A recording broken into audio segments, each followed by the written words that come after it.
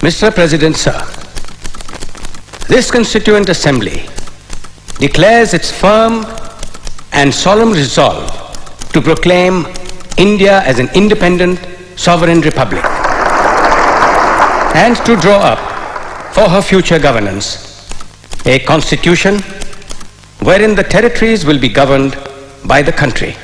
In substance, my amendment proposes we postpone passing this resolution to a later stage to enable the Muslim League and the Indian states to participate, if they choose so, in the deliberations of the Assembly. Now, I call upon Dr. Ambedkar to take the floor.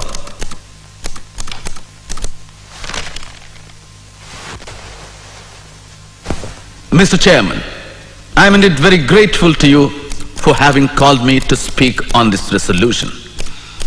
I know today we are divided politically, socially and economically. We are a group of warring camps, and I may even go to the extent of confessing that I am probably one of the leaders of such a camp. But sir, with all this, I am quite convinced that nothing in the world will prevent this country from becoming one. I have no hesitation in saying that, notwithstanding the agitation of the Muslim League for the partition of India, someday enough light will dawn upon them and they too will begin to think that a united India is better even for them.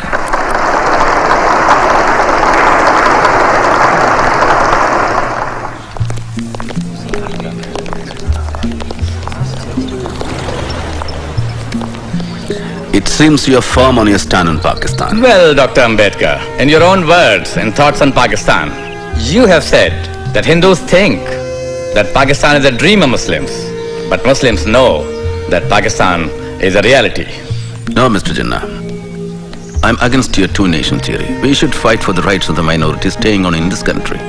Well, that stage seems to have gone.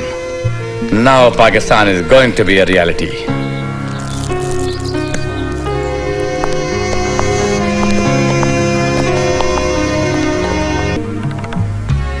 Yes, history has put this responsibility on us. I suppose I shall have to carry this blood on my conscience when I die. Well,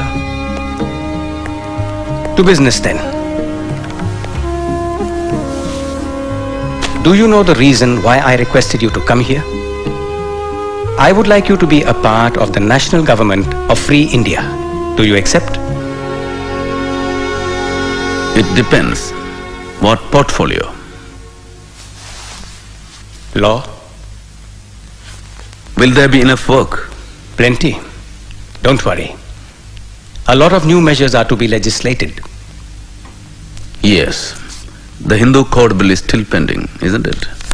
Well, we are determined to clear it fast. I'm very glad. We shall be working together.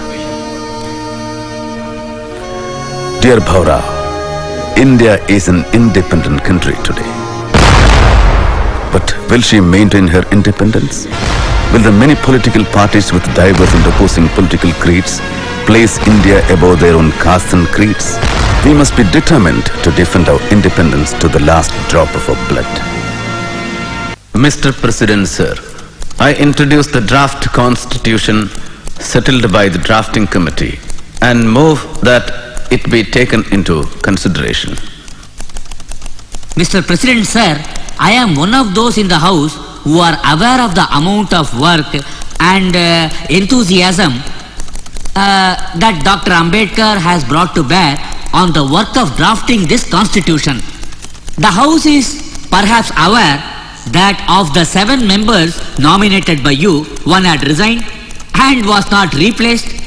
One was away in America and his place was not filled up, and another person was engaged in his state affairs, and there was a void to that extent.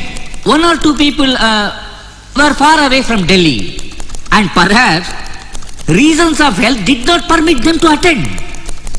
So it happened ultimately that the burden of drafting this constitution fell on Dr. Ambedkar. And I have no doubt we are grateful to him.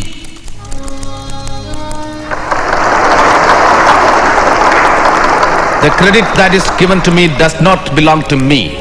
It belongs partly to Sir B.N. Rao, the constitutional advisor to the Constituent Assembly, who prepared a rough draft of the Constitution for the consideration of the drafting committee. A part of the credit must go to the members of the drafting committee also.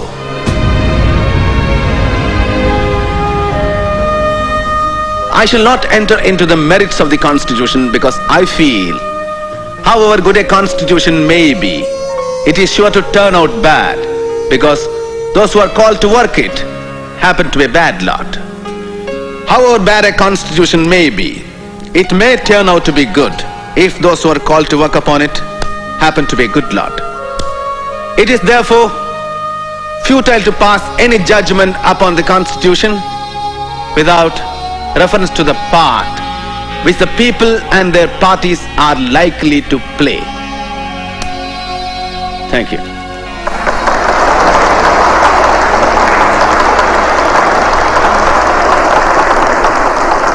And sitting in this chair and watching the procedures from day to day, I have realized what no one else could have, with what rare zeal and devotion the members of the drafting committee and especially its chairman, Dr. Ambedkar, irrespective of his indifferent health, have worked. In spite of factual objections,